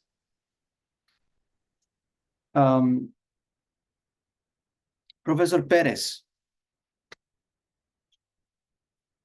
how does your collaboration with international organizations such as the Andean Road Countries for Science and Technology enhance science culture construction in Latin America? La colaboración con la Fundación Andean Road en proyectos de ciencia verde tiene un impacto The significativo collaboration en la with the China construcción de la Foundation cultura allows científica en América Latina. Algunos for the aspectos exchange of clave scientific and de technological cómo esta knowledge colaboración between puede mejorar China la alfabetización and Latin científica American y countries. promover la cultura científica en la región This son exchange enriches educational resources and China methodologies permite used in lograr Latin avances America by científicos y incorporating global tecnológicos entre innovations los and países best de practices. Latinoamérica. Este intercambio enriquece los recursos educativos y las metodologías utilizadas en América Latina, The incorporando collaboration with the innovaciones y China mejores Indian prácticas Road locales. Foundation and La Green alianza Science Project facilita has a el significant desarrollo de impact culturas on building industriales y scientific culture in Latin que America. pueden no estar fácilmente Key aspects of disponibles en how Latinoamérica, this collaboration can lo que improve siembra las scientific capacidades locales para la literacy and promote participación y adaptación scientific en culture temas de in this region biodiversidad y include cambio climático. Desarrollamos proyectos conjuntos de ciencia verde que abordan problemas The ambientales. Alliance facilitates access to advanced science and technology that may not readily available in Latin America, enhancing local capabilities for research and education in biodiversity and climate change. We develop joint green science projects that address local and global environmental issues using action research participation and citizen science approaches. These projects may include creating educational applications and implementing platforms for environmental education. The events, workshops, and conferences we organize in collaboration with researchers from the China Foundation to promote green science and environmental education in the region, attract a wide audience, and foster interest and participation in scientific topics. We implement citizen science projects that involve local communities in data collection and observation of their environment, increasing scientific understanding and fostering a sense of responsibility and community empowerment. Fomentamos la colaboración entre múltiples países y regiones, creando una red de We intercambio de utilize conocimientos the extensive network international platform of the China se Foundation busca to la alfabetización disseminate the projects and achievements of the colaboración collaboration con la globally, Fundación China increasing the Ambiental visibility and transforma la recognition educación of the científica work done in Latin en America. América We Latina. promote collaboration among A multiple través del countries and intercambio de regions, conocimientos creating a y network desarrollo de for proyectos the conjuntos exchange of knowledge and resources that benefits all the participants and enhance efforts to improve scientific literacy. Collaboration with the China Foundation has the potential to transform scientific education and environmental culture in Latin America. Through knowledge exchange, joint project development, and popularization of green science, scientific literacy is significantly improved, and scientific culture promoting sustainable and environmental stewardship is fostered in the region. Thank you, Professor Perez. Dr. Lim, in your opinion, what role can international collaborations play in enhancing science literacy, and how we can foster such collaborations? Well, as I said earlier, that science, to me at least, I'm sure you all also agree, is a universal language. Because science is the same everywhere, all around the world. And therefore, the importance of science literacy to promote peace and cross-cultural understanding should be enhanced. So in that respect, I think science literacy is good and necessary for international collaborations. One workable idea is to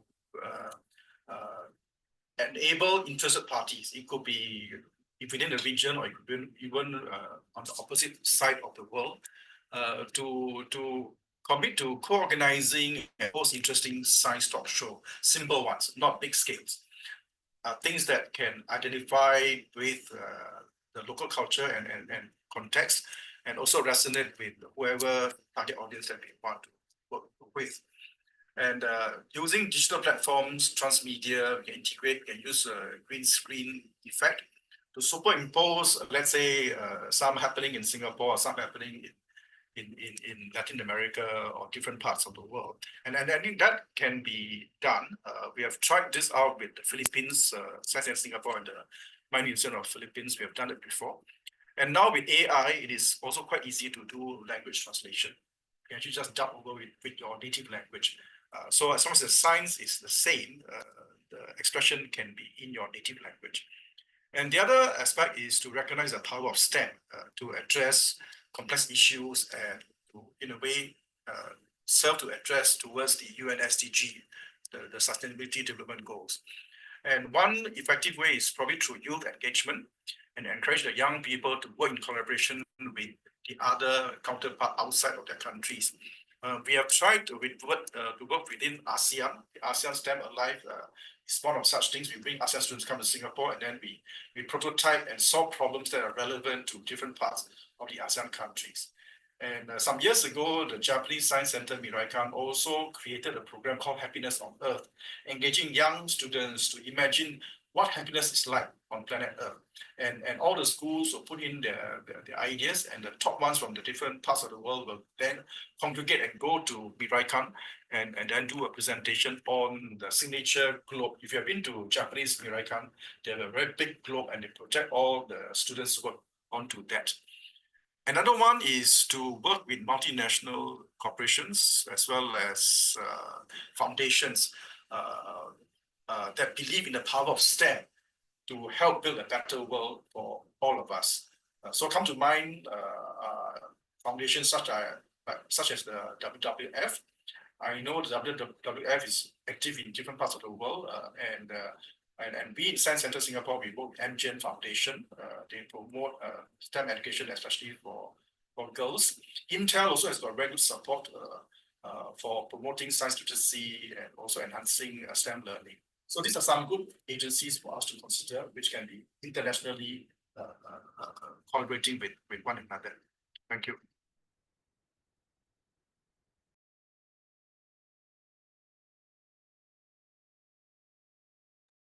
Marco, you are muted. Sorry, thank you, Dr. Klim. Magister Montoya, could you share your experiences in collaborating with international institutions to enhance science literacy and also promote sustainable urban development? Yes, I would say that although I study and work in different places, especially in North America, Europe, and South America, I would say that we all work with very specific and local aspects. So, of course, like I would say, climate change or regarding climate and these things are developed internationally. We are looking at very specific and very local actions. So I would say like scientific literacy is a very good input to start understanding, okay, those actions that we take locally, how we can inspire, how we can use as an example in the to another situation that is quite similar.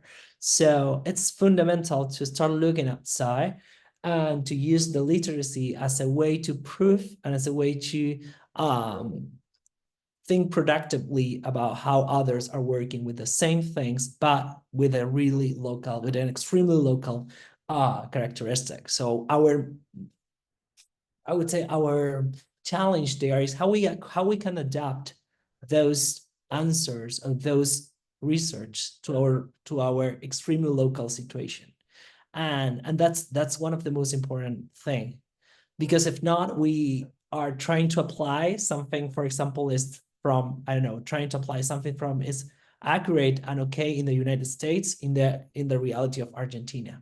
And sometimes we find like there's not a straightforward relation with those. So it's very important how we can erode, how we can influence, and how we can critically give an answer to that specific situation through the locality or through the territoriality of the problematic. So it's a back and forth thing there.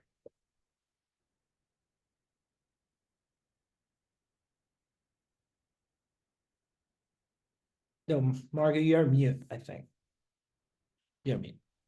Thank you. Thank you so much. You're welcome. How do you involve, Dr. Cabral, how do you involve local communities in science literacy initiatives related to marine biodiversity conservation, which is your main work? Thank you. Okay, thank you. The good example that's very easy how to be transformed the science literacy to our local people. So the current activity that we have done, it's about the whales sighting. Oh, we can call it blue whale watching. So in Timor-Leste, it's a corridor for the cetacean migration from Darwin, Australia, to Banda Sea in Indonesia. So the important one, how to be engaged the people of interest. So we simplify how to be transform the terminology of the scientific for the identification book for the simple, so they can engage, because the main principal idea is how to facilitate them, because by loving the natural resources, and then they will do themselves how to protect for the future. So in this case, we coordinate a part of the collaboration, cooperation with local community, especially for fishermen, small-scale fishers, and also local NGO and the university. So from Australia, that we cooperate with Charles Darwin University, and also in Timor-Leste as a national state university, and also other dive operator. So they have been a mutual collaboration how to engage this very simple for the literacy, because if they know the basic knowledge, and then they will love. If not, it will be difficult for them, not only for the economy, how to they achieve the economy in the future, but the knowledge, the basic knowledge to protect for the future. This is the very simple. So we just apply this idea with the coastal, we call it research, coastal community citizen science, and also more related to the marine conservation, especially for the blue whale watching. This is very important for how to engage people. Yeah, that's the idea. Thank you so much, Dr. Cabral. Professor Perez, what are your plans for the International Green Science Center for Latin America and the Caribbean? And how do you and your team aim to further promote science literacy through this initiative? Okay. Los planes futuros para el Centro Internacional de Ciencia Verde. The future plans for the International Green Science Center for Latin America and the Caribbean will focus on strengthening international collaboration, expanding educational initiatives, and enhancing research capabilities. To strengthen the international collaboration network, we will seek to establish new alliances with academic institutions, NGO, and government organizations in the Americas, Asia, Africa, and Europe. This will increase the diversity of knowledge and resources available for our center projects. Additionally, we will organize and participate in international forums and conferences to exchange knowledge, present research, and promote great science. We will create a digital platform where researchers can share data, resources, and publications. This platform may include discussion forums, research databases, and real-time collaboration tools to offer webinars and virtual seminars on green science topics, facilitating access to global experts and fostering the exchange of ideas.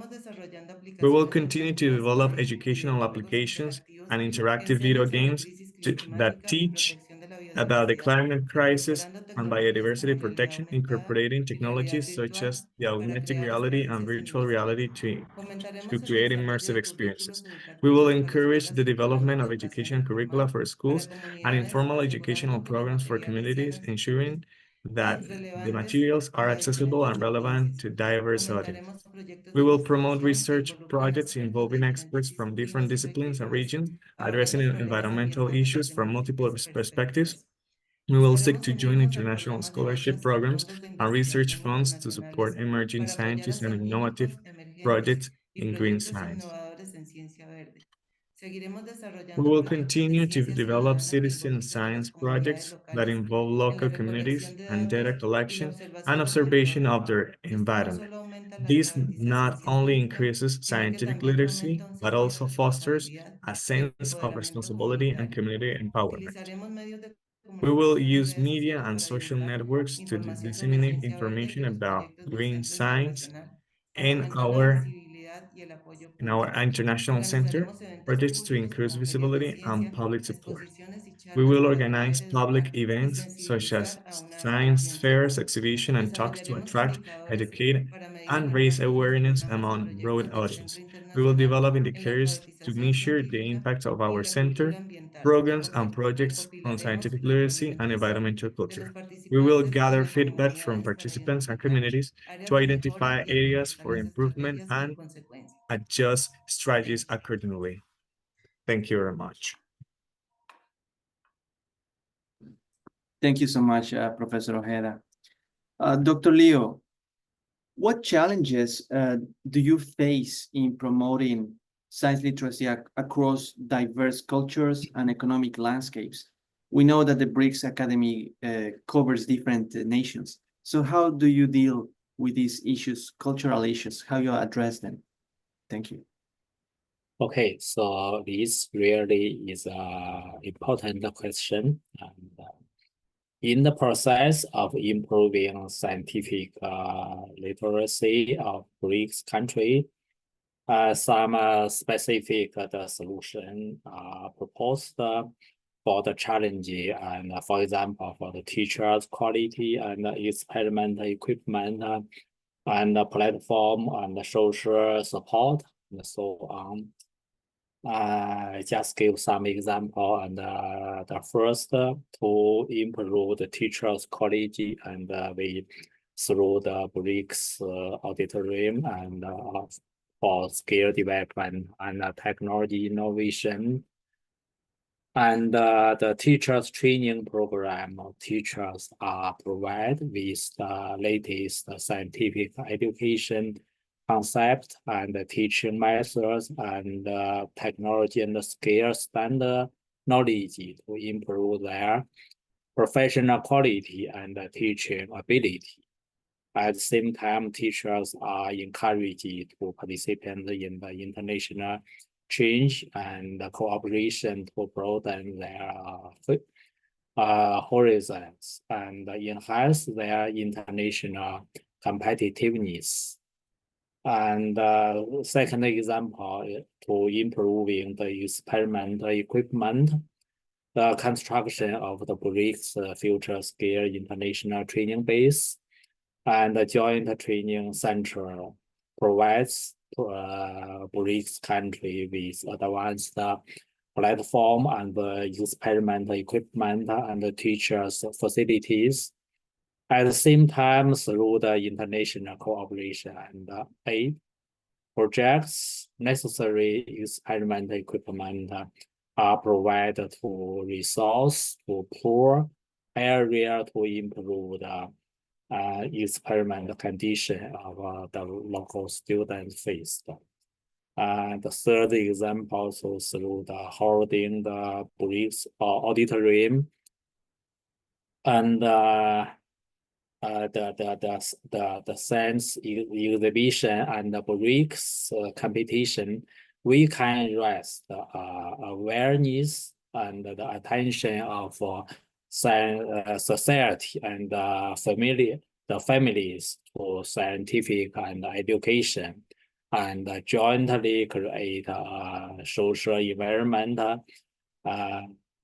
active to improving the scientific literacy. And we also have some others, for example, for construction of critical the support system and so on. Okay, thank you.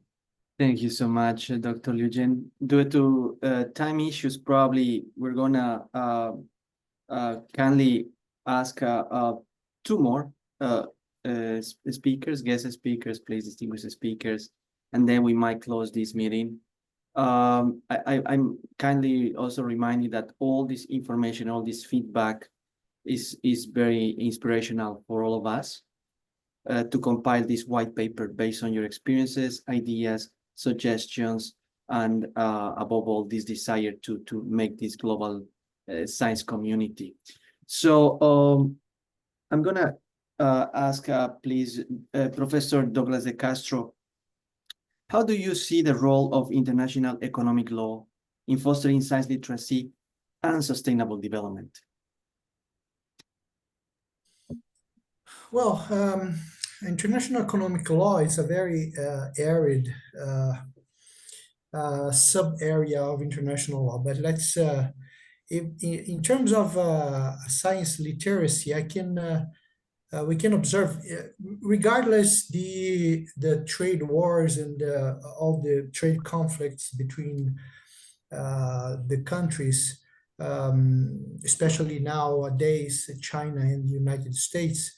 But usually trade agreements often include provisions that promote cooperation in science and technology. When we looked into, for example, the trade-related aspects of intellectual property rights connected to biodiversity,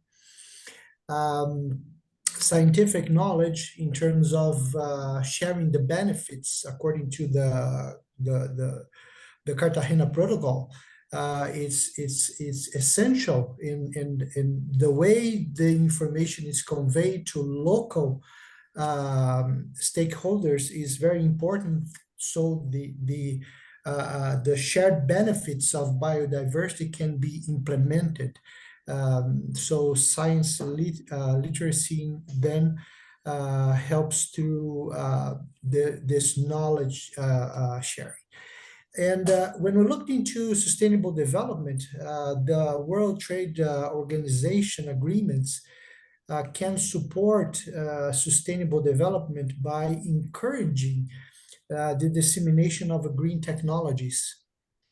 And of course, those green technologies are embedded with scientific knowledge that needs to be conveyed to people. And when we look into, for example, green technologies, let's get an example, solar panels, for example.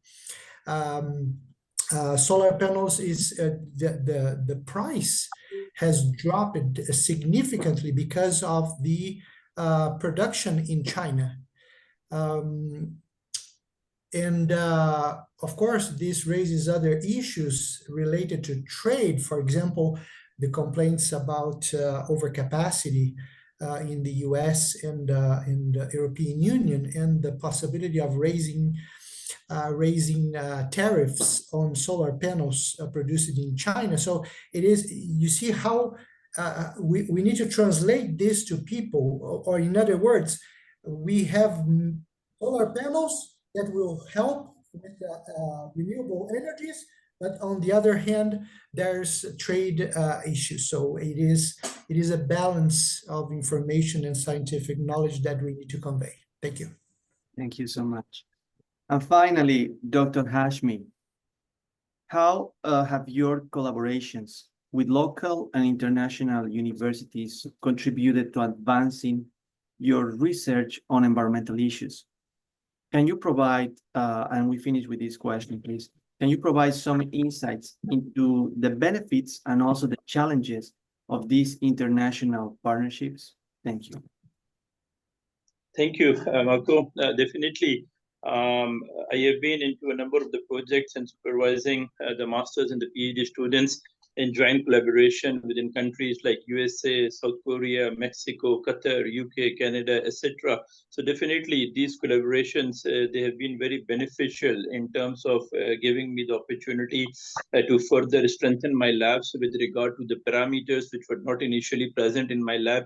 These collaborations helped me to establish and upgrade my existing laboratory facilities. And besides, this collaboration helped me to have an interaction with international counterparts, and they invited my students under various funding programs to spend maybe 3 months or 6 months within their labs, and they got the exposure with regard to these labs. At times when there was no fundings available, so we were able to arrange webinars. These people, they acted as guidance and examination committee members within my students actually, so thereby they provided their overall expertise within their country and how they were able to help us within the Pakistan. Other capacity building activities that were a part of these international collaborations, that at times the universities, the collaborating partners, they provided us with equipments like the microscope, they provide with the laminar flow hood, they provided with the autoclave, even at times they provided the microbiological media, the solvents, the expendable supplies, and the laboratory related things. And ultimately these all activities have further strengthened our existing laboratories in Pakistan. So definitely these active involvement of the collaborators, both even at the national level and the international level, they have been very supportive in terms of arranging deficient pieces of the equipments and the expendable supplies. And besides, the faculty even got involvement with the student projects, and they were were able to further enhance their existing capabilities. No doubt there are several challenges with regard to the various custom-related shipment procedures, the clearance procedures, seeking approval from the various ministries and authorities with regard to the equipments, and etc., etc. And again, at times we have the problem because that a particular skill is not present in the country. Once the equipment is being shipped in Pakistan, we do not have the technical person in terms of installation and calibration. So we seek support from the Zoom meetings in terms of the tutorial sessions. And that was something I would like to share. Thank you. Thank you, please. Thank you so much, Dr. Hashmi. Well, in this way, we have reached the end of this very important annual meeting. We thank you all for your valuable time and for your contribution to the development of the science, culture, construction in Latin America. As one way to thank you for your contribution to this important event, we're very pleased to invite you to submit your opinions, your articles, your information with the Latin American community. We have established a journal. It's called the Journal of Latin American Science and Culture. It's a journal with the ISSN registered in France. And we open this journal for your publications, for your summaries, for any material that you want to share with the Latin American community and international community, obviously. All the costs will be borne by our organization and the editorial team. So please, during 1 year, you can publish all the materials that you want, all the papers that you consider important to share all these ideas and magnificent work that you are doing. So we are very glad to offer you this opportunity to you and also your students, your colleagues, etc. If any material comes through you, then it's going to be published in that way. We follow that mechanism. That's the first thing I want to say. The second thing is I will kindly ask you to take a group photo. If you all can open the cameras, and then we can all see. This moment is going to be historic.